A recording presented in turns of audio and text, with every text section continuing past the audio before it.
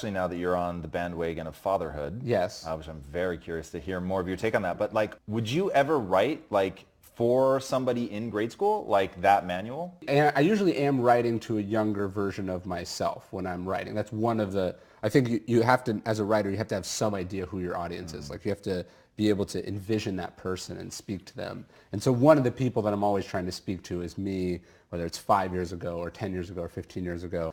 I don't know if I have enough insight into where I was at that age that I feel like I could really speak to that exactly.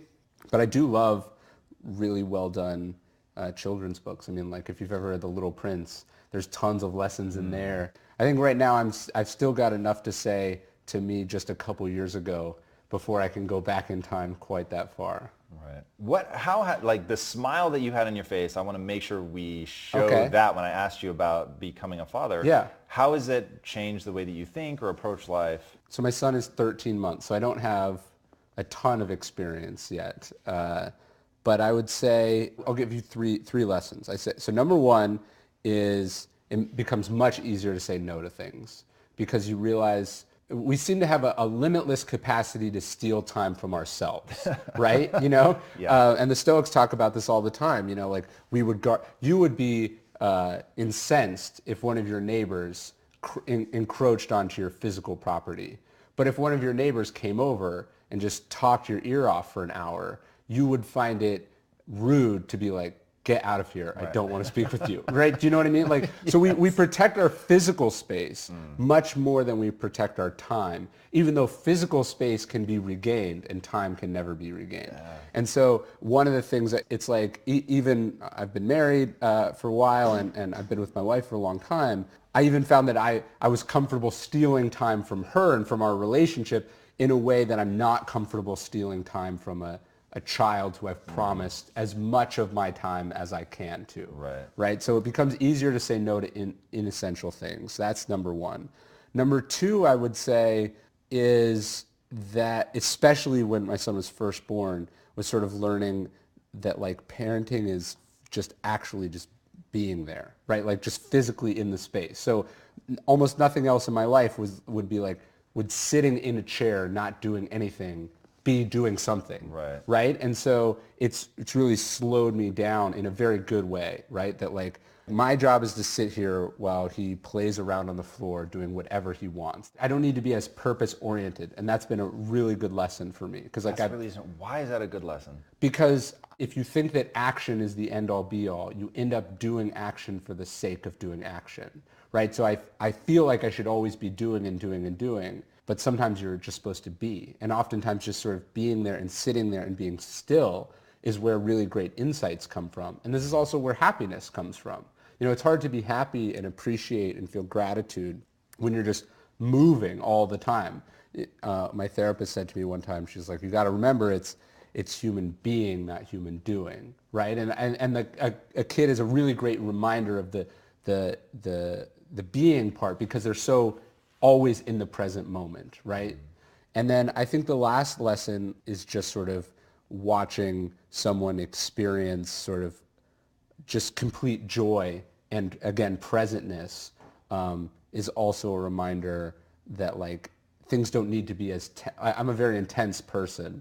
And although that intensity is responsible for a lot of my success, it's also responsible for my unpleasant moments, right? It's responsible for anguish that I feel or insecurity that I feel and the need to be busy all the time. And so I think just watching, you know, the simple pleasures that he can enjoy, I think lets me feel a bit more gratitude and appreciation, and then lets me focus on what's really essential. All right, well now let's ask a really interesting question, at least. I'm deeply fascinated by this. So now let's imagine you wake up tomorrow and you don't have kids. Yes. What of those things would actually carry forward as transformative elements for you? I would say in a way I would carry forward all of them, but having this person, this living thing that you're responsible for, keeps those lessons top of mind because there's real consequences for it, right? It's a reminder that you can't do everything all at once and you do have to prioritize. There's someone who will be upset, who will be hurt, who will suffer for this, rather than you just deferring those costs into the future, which is what I did before I had a son and what I think most people allow themselves to do all the time. We know objectively that we're going to die. We don't have unlimited amounts of time, but we still spend it as if we have unlimited amounts of time because the consequences are so deferred into the future that we can get away with it. I also intellectually knew all those three things that I told you before. But it's been good. It's been the hardest thing that I've ever done, and I think it's good to challenge yourself that way. All right, so abstract it from kids for a second. Okay. You're a very methodical thinker. So what is the matrix by which you make a decision for how to spend your time or even what to strive towards? Look, I struggled with the time thing before I had a kid. So my instinct is, I heard a great line from Austin Kleon, and I think he got it from somewhere else. He was saying, that the job of, or the mindset of an entrepreneur or a creative person is that you basically say yes to everything until you can get to a position where you can say no. But it's really hard to know that you've gotten to that position, right? Especially because you work yourself up into a state. I'll give you another analogy. A friend of mine, his name is Dr. Jonathan Fader. He's a sports psychologist. He works with the New York Giants and the New York Mets.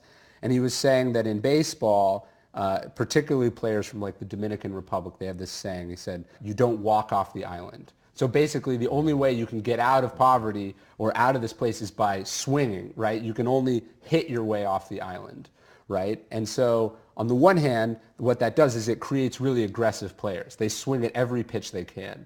But then as soon as you make it in the major leagues, it's all about bat discipline, right? You can't swing at every pitch because the pitches are better, because if you miss, it causes problems for your team. And so it's this balance, right? Once you've arrived, the thing that got you there is now in some ways your worst enemy.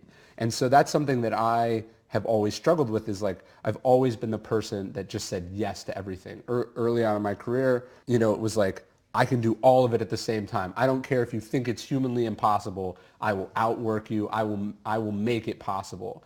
And so there was a time where I don't think I ever ended one of the opportunities that I had. So I was just adding them on top and on top.